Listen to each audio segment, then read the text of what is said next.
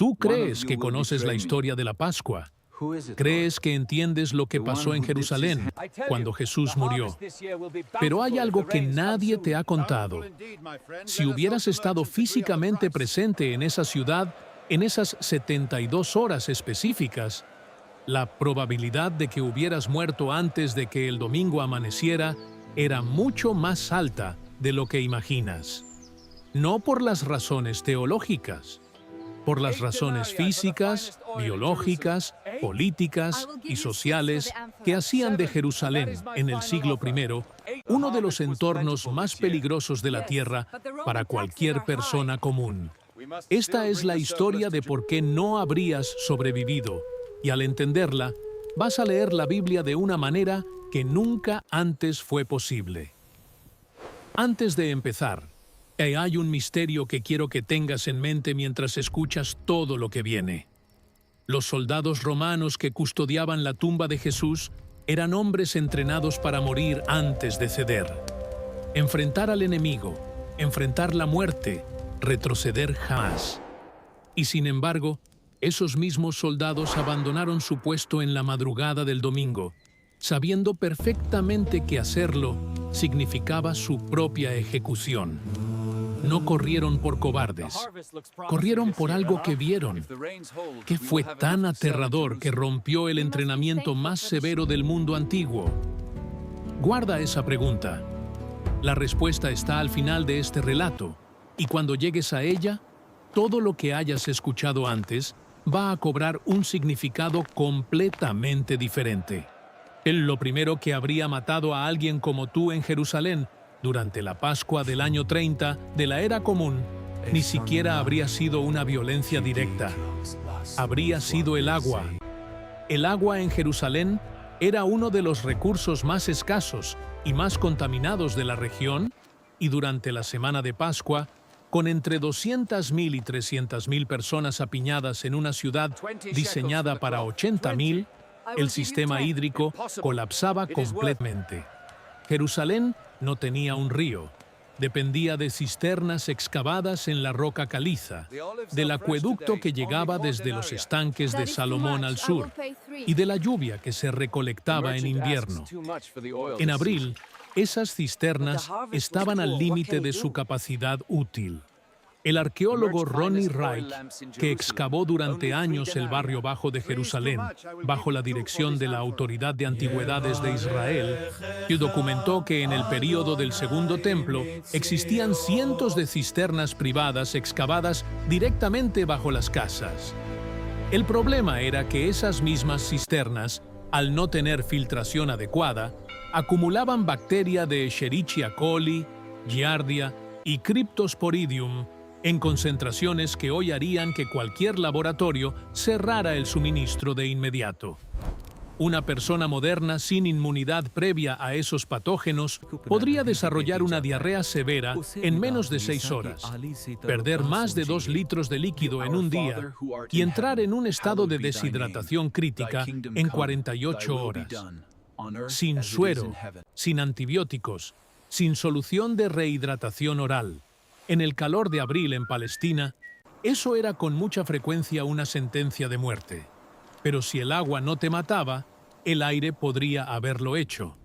Y imagina 300.000 personas en un área de aproximadamente 1 kilómetro cuadrado de ciudad densa, sin alcantarillado moderno, con sistemas de eliminación de residuos que consistían básicamente en fosas y canales de piedra que desembocaban en el Valle del Cedrón o el Valle de Hinnom.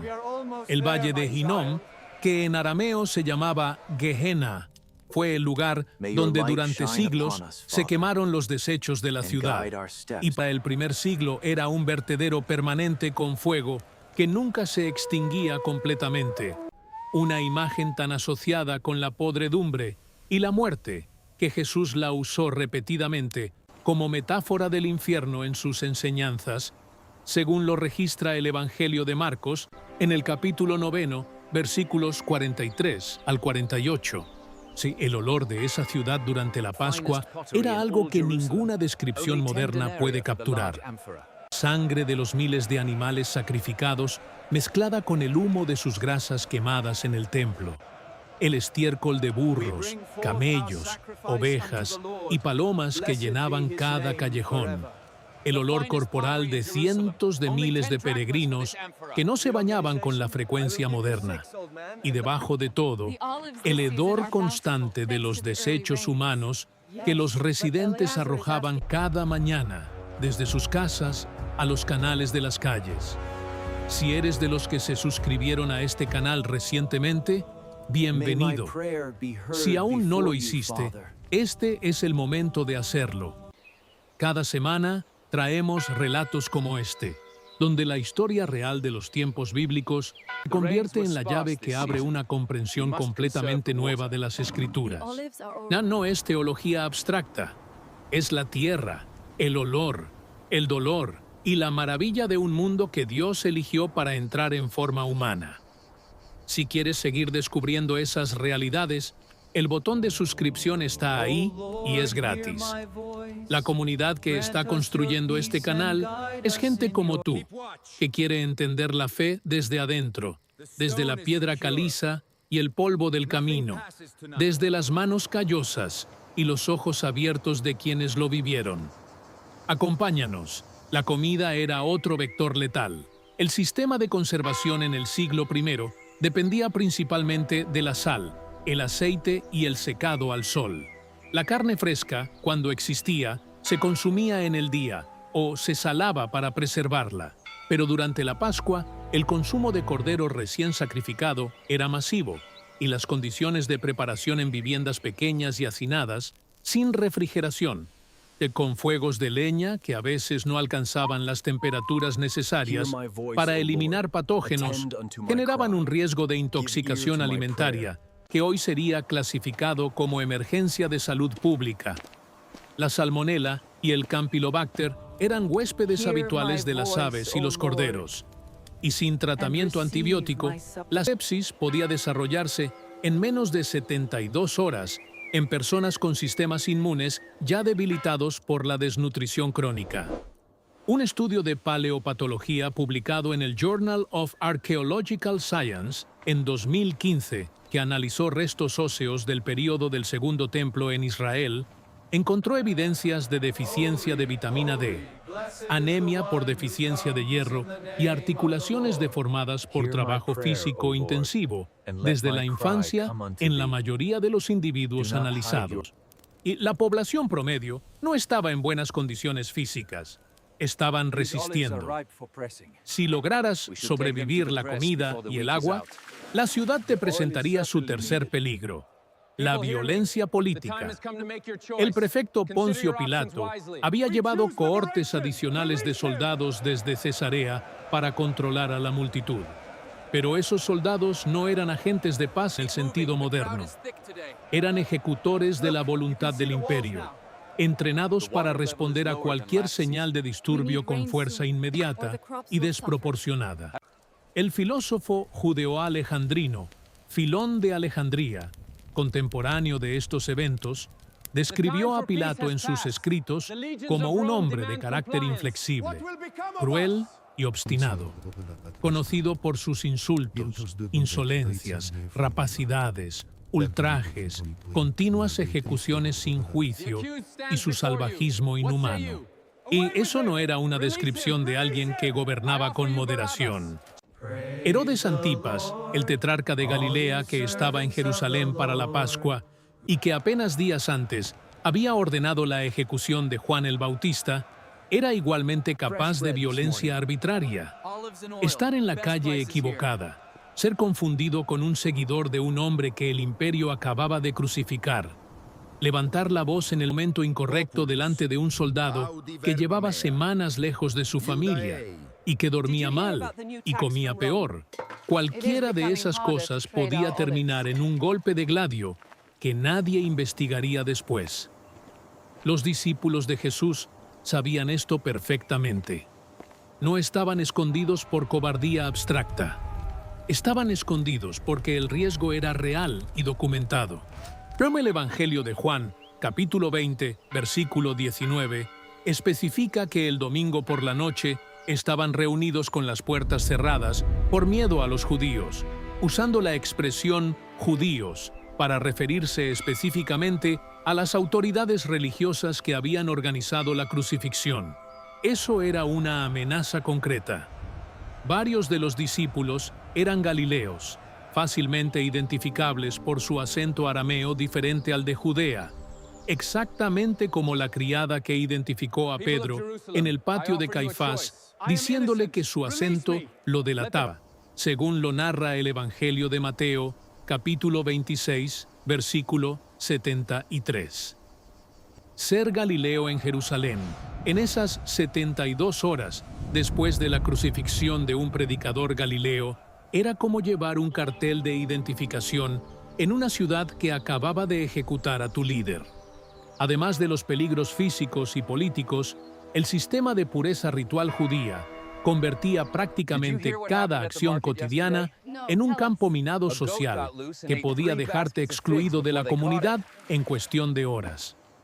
La pureza ritual en el judaísmo del Segundo Templo no era una metáfora espiritual, era un sistema legal detallado que determinaba quién podía participar en el culto del templo, quién podía comer con quién podía tocar a quién y quién quedaba temporalmente excluido de la vida social completa de la comunidad. Tocar un cadáver te dejaba impuro durante 7 días y requería un ritual de purificación con agua mezclada con las cenizas de una vaca rojiza, descrito en detalle en el libro de Números, capítulo 19. Para los discípulos que habían ayudado a preparar el cuerpo de Jesús para el entierro, y para las mujeres que habían estado presentes en la crucifixión, para cualquiera que hubiera estado en contacto con la sangre del proceso, la impureza ritual, sumada al miedo político y al peligro físico, creaba un estado de aislamiento absoluto. Los mikvot, los baños rituales de inmersión completa, eran la solución prescrita para la mayoría de las impurezas menores. Los arqueólogos han descubierto más de 300 mikvot en el barrio alto de Jerusalén, lo que da una idea de la importancia central que la pureza ritual tenía en la vida diaria. Pero el mikvot requería agua, y ya sabemos lo que el agua de Jerusalén durante la Pascua representaba en términos de riesgo biológico. Los más ricos podían permitirse agua fresca, llevada desde fuentes limpias. Los más pobres usaban las cisternas compartidas. La ironía central de este sistema es exactamente la que Jesús identificó en sus enseñanzas. La obsesión por la pureza ritual exterior coexistía con condiciones de vida que, desde el punto de vista de la higiene real, eran profundamente insalubres. En el Evangelio de Marcos, capítulo 7, versículos 14 al 16, Jesús le dijo a la multitud que nada de lo que entra en el hombre desde afuera puede contaminarlo, porque no entra en su corazón.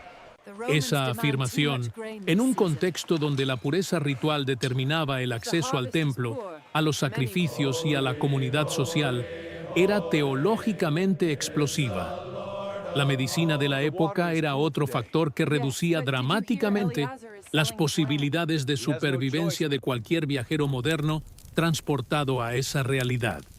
Los médicos del siglo I trabajaban con una mezcla de conocimiento empírico genuino y teoría humoral, heredada de los griegos, que dividía el cuerpo humano en 4 fluidos fundamentales: sangre, flema, bilis amarilla y bilis negra, y atribuía toda enfermedad al desequilibrio de esos fluidos.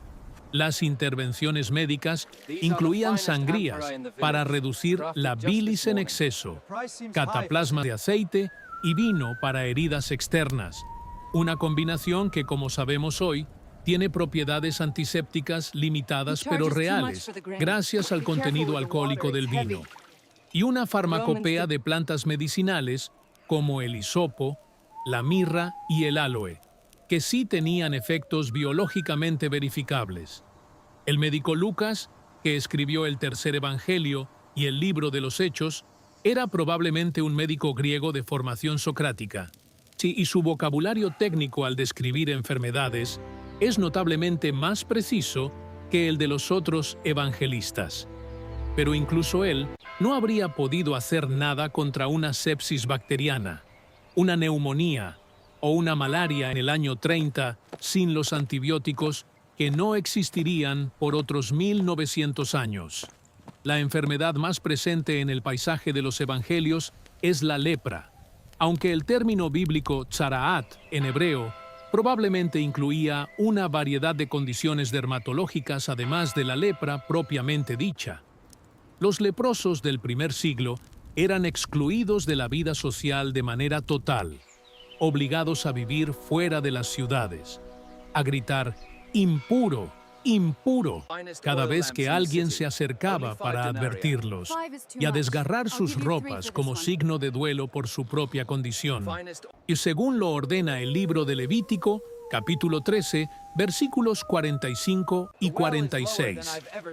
Encontrarse con un grupo de leprosos en el camino a Jerusalén durante la Pascua no era un evento extraordinario, era una probabilidad razonablemente alta, y la distancia social requerida legalmente no siempre era suficiente para evitar el contagio de las formas infectocontagiosas de la enfermedad. El hecho de que Jesús tocara a los leprosos directamente, según lo documenta Marcos capítulo 1, versículo 41, era una transgresión radical del protocolo social y religioso que lo ponía a él también en riesgo de impureza ritual y quizás de infección real. El calor también era un elemento letal que la mentalidad moderna subestima sistemáticamente. Jerusalén en abril tiene temperaturas que rondan los 25 grados durante el día, pero la ciudad densa con cientos de miles de cuerpos, fuegos de cocina, animales y sacrificios multiplicaba esa temperatura de forma significativa en los espacios cerrados y las calles estrechas. La deshidratación, que ya era un riesgo por el agua contaminada, se aceleraba por el calor. Las personas mayores, los niños pequeños, las mujeres embarazadas, los enfermos crónicos, todos ellos formaban una proporción significativa de esa multitud de peregrinos. Y para ellos, las condiciones de la Pascua en Jerusalén eran genuinamente mortales, en porcentajes que el mundo moderno no experimenta, porque la medicina preventiva moderna los protege. Ahora pensemos en lo que específicamente pasaba en esas 72 horas después de la crucifixión. El viernes por la tarde, si con Jesús ya muerto y enterrado, Jerusalén no se detuvo. El Shabbat comenzó con la puesta del sol y las calles se vaciaron de manera abrupta y regulada. El Shabbat, en el siglo I, no era una pausa espiritual suave. Era una suspensión total de actividad que tenía consecuencias legales reales. No se podía encender fuego, lo que en una ciudad donde la luz y la calefacción dependían del fuego, significaba que quien no hubiera preparado sus lámparas y su comida antes de la puesta del sol pasaría la noche en la oscuridad y el frío. No se podía caminar más de 900 metros desde el lugar donde uno estuviera al comenzar el Shabbat, la llamada distancia del Shabbat, lo que significaba que cualquier peregrino que no hubiera llegado a su alojamiento antes del comienzo quedaba literalmente atrapado en el lugar donde estaba, o no se podía comprar ni vender, lo que en una ciudad sin mercados abiertos durante 24 horas significaba que la gente que no tenía provisiones suficientes pasaría hambre. Los discípulos estaban encerrados, en impureza ritual, en miedo político, sin comer adecuadamente, sin dormir, procesando el trauma de haber visto a su maestro torturado y ejecutado en público. El trauma psicológico del primer siglo no tenía nombre ni tratamiento. No existía el concepto de estrés postraumático, no existían psicólogos, no existían fármacos ansiolíticos. Lo que existía era el duelo, la oración, la comunidad y la pregunta de Dios que tantos personajes bíblicos habían formulado antes. ¿Hasta cuándo? En el Salmo 22, que el propio Jesús citó en la cruz, el Salmo 31, el Salmo 88, no está documentado ese lugar donde el creyente llega cuando no entiende lo que Dios está haciendo y no tiene fuerzas para fingir que todo está bien. Los discípulos encerrados en el aposento alto estaban en ese exacto lugar. Y si tú has estado allí en algún punto de tu vida, entonces sabes exactamente lo que ellos sentían esa noche. El sábado llegó la guardia a la tumba. El Evangelio de Mateo, capítulo 27, versículos 62 al 66, describe cómo los jefes de los sacerdotes y los fariseos fueron a Pilato y solicitaron que la tumba fuera asegurada hasta el tercer día, argumentando que temían que los discípulos robaran el cuerpo y dijeran que había resucitado. Pilato concedió la guardia y ordenó que el sepulcro fuera asegurado. Una guardia romana de tumba era normalmente de 4 soldados, de 2 activos y 2 descansando en rotaciones de 4 horas. Estos hombres conocían perfectamente las consecuencias de fallar en su misión.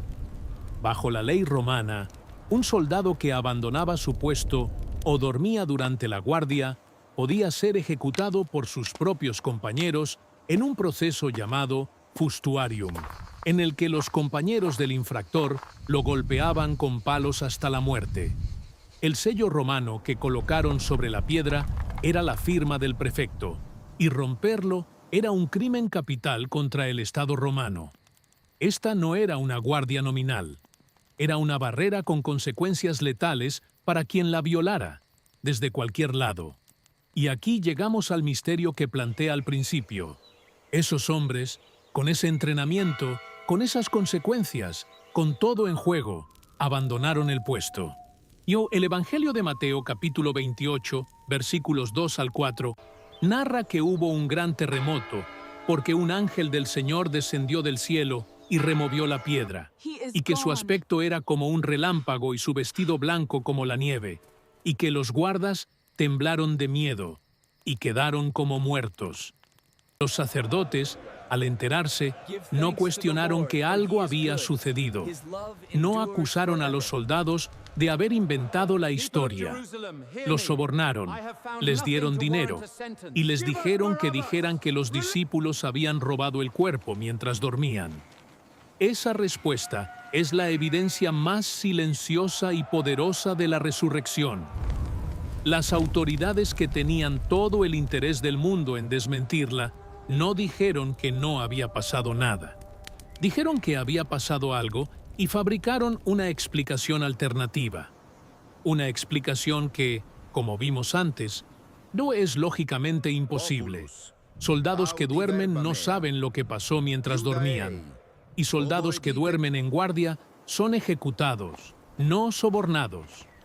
Lo que rompió el entrenamiento de esos hombres no fue un grupo de discípulos aterrados robando un cadáver en silencio. Fue algo para lo que ningún entrenamiento militar del mundo antiguo ni del moderno te prepara. La irrupción de lo sobrenatural en la materia, de lo eterno en el tiempo, de la vida en la muerte. Y eso es exactamente lo que las 72 horas en Jerusalén estaban anunciando desde el momento en que la oscuridad cayó al mediodía del viernes, que las reglas del mundo conocido estaban siendo reescritas y que ningún muro de piedra, ningún sello romano y ninguna guardia humana iba a tener la última palabra sobre ese hombre.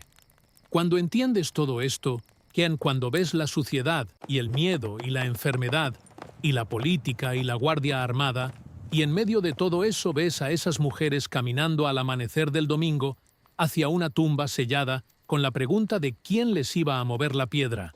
Y cuando ves que la piedra ya no estaba, la fe deja de ser una evasión de la realidad y se convierte en la respuesta más históricamente honesta a todo lo que ocurrió.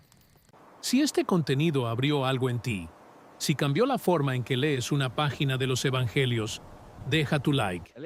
No es un gesto pequeño. Es la diferencia entre que este mensaje llegue a 10 personas más o a 10,000. Y si conoces a alguien que está en su propio sábado, atrapado entre un viernes que lo aplastó y un domingo que todavía no puede ver, comparte este video. Hay personas que necesitan saber que la guardia romana también fue vencida.